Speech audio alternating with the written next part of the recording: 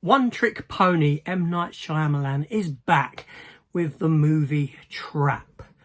I got to watch this film last night and, well, I'm here with my review for you and to talk about Shyamalan's greatest twist of all. So let's get into it.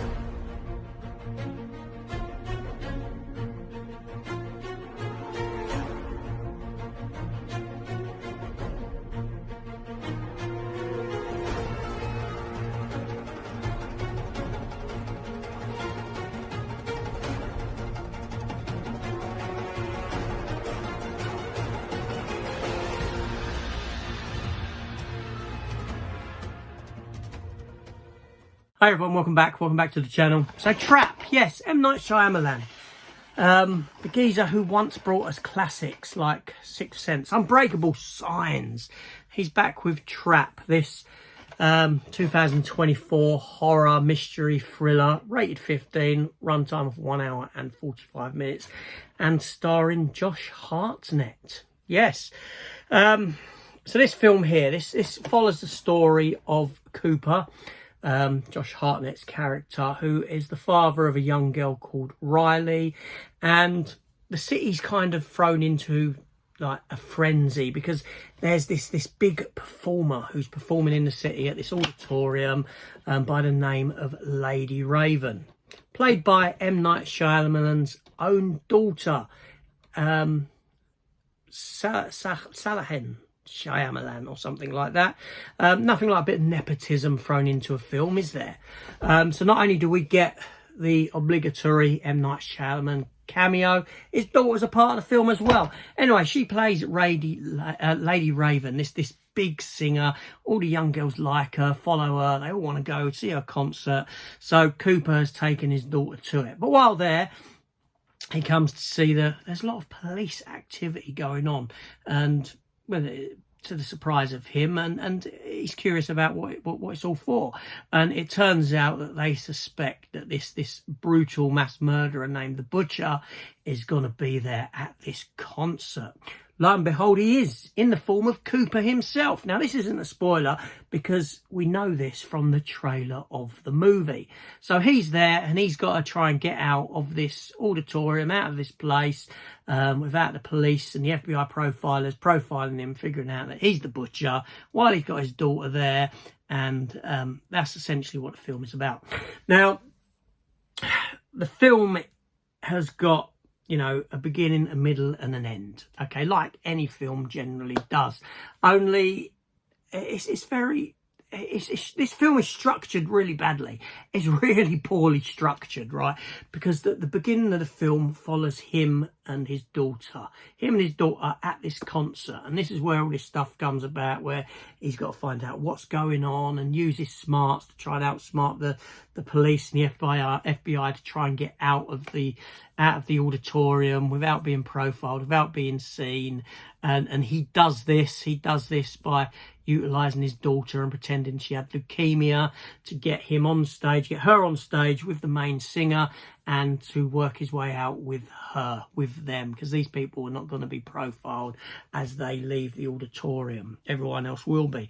It then comes to, you know, the middle section of the film follows him and the singer, Lady Raven, as she finds out that who he is, and he's got someone trapped, and there's someone trapped at a push of a button. He's going to be able to kill them, and she ends up going to his house with his daughter in her limo, all this sort of a thing, finding out who he is, his family finding out who he is. His wife is introduced at this juncture in the story, and then the third act of the film follows. It revolves around him and his wife, with Lady Raven having vanished. So you got these three structures to this film that it feels poorly structured. It really does. The film itself, M. Night Shyamalan is a one-trick pony. He's knocking out some real dross of movies at the moment, and this is on that list. This is a poor, abysmal film. Trap, it should be called crap. Seriously, this film is horrendous. It's horrendously written. Nothing in this film, things in this film happen because the script requires them to happen. It's not how things would happen in real life. By this, what I mean is, and I'm going to go into spoiler territory here, most of the way through the film, I was questioning, how do the police and the FBI know that he's going to be at this concert? How does that come about? That doesn't make very much sense whatsoever. But what it is, he's a firefighter, and he knows about all these derelict buildings that are sort of closed up for safety reasons, and this is what he's using to kill people, these sort of places. And in one of them, apparently, some ticket stubs have been left, or a receipt or something, suggesting that he's going to be at this concert, and that's how they know. Only in the third act of the film we come to find out, and this is the whole trap part of the film, where the film gets its title, is that it's actually his wife. His wife knows about him, and she suspects what he is, who he is, what he does, and this sort of a thing. So she's the one that's contacted the police and the FBI about him. Yeah, let that sink in for a minute, because it doesn't work for me. So she's found out, or suspects strongly, that he is this butcher guy. Reason being, he's lied to her. She says this, or he says it to her. He knows. He's said some crap to her. She doesn't believe him. She's followed him. She's followed him to one of these buildings that he has, that he utilises. And then when he's gone, when he's not there, she goes back to it. So she suspects that he is this butcher guy. So she rings the police. She rings the police and informs them. She doesn't inform them, I think my husband is this butcher guy. She just says, hold on a minute, police, I think that this butcher guy, because of these ticket stubs here, find this place, find his ticket stubs, and you can work your own way round to trying to figure out that it's my husband. All the while, I'm going to allow my husband to still be connected with my children, and allow my husband to take my daughter to this concert, knowing that I've told you that he's going to be there and you're going to do something. See what I mean? That's just stupid. That's nonsensical movie writing, movie logic. It's stupid. It's bloody stupid. At the end of the film, right, and again, spoilers, I'm going to spoil the end of the film here. He gets arrested, okay, in the house. He's got to kill his wife because she's bubbled him up, right, so he's got to kill her. Only the police manage to stop it. They get there, the FBI stop it, and he's being arrested. As he's being walked out to the police car, he notices that his daughter's bike has fallen over or onto the ground, right? Or a kid's bike has fallen over onto the ground. And they allow him to go up to it and pick it up and set it straight. He steals one of the spokes off of it.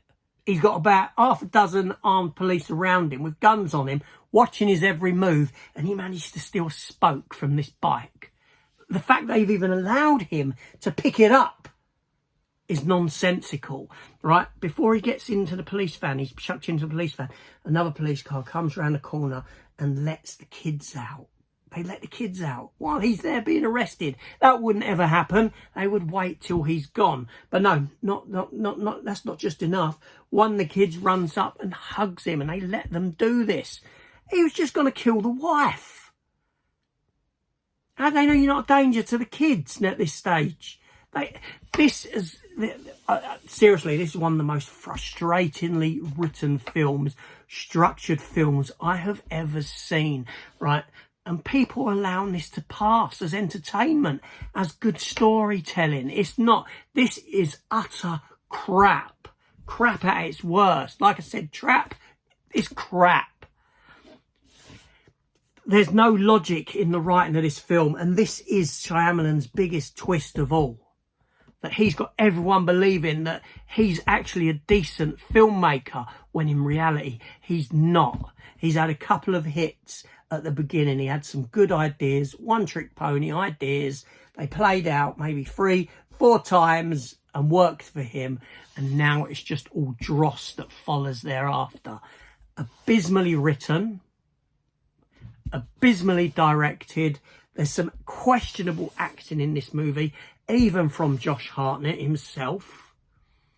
This is a bad film. I cannot believe how annoying this film is. I thought Old was bad. I thought that the one with the Four Horsemen of the Apocalypse and the cabin, whatever that was called now, was bad. This takes the biscuit. This is crap. Shyamalan needs to go back and, I don't know, he needs to find another career. Seriously, he's a bad filmmaker at this juncture. Knocking out these cheap, dross, craply written, craply directed, craply acted movies. He used to be able to get a good performance out of someone. He can't anymore. Josh Hartnett is annoying as anything. And then you've got an after credits scene. An after credits scene that is played for humour. That is played as a joke. This film was dreadful. It was poor. It was bad. Trap, you are crap.